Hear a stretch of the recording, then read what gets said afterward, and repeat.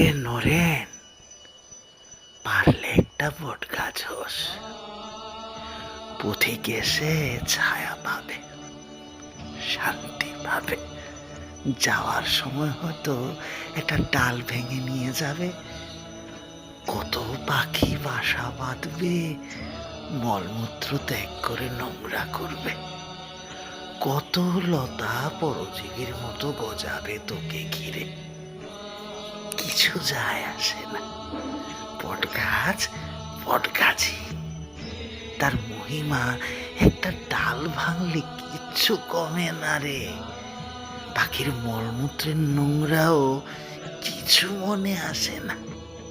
ধ্বংস হয়ে গেলেও শুধু ইতিহাসের বুকে লেখা থাকে, এখানে একটা বটবৃক্ষ ছিল। শ্রীরামকৃষ্ণ বলেছিলেন স্বামী বিবেকানন্দকে।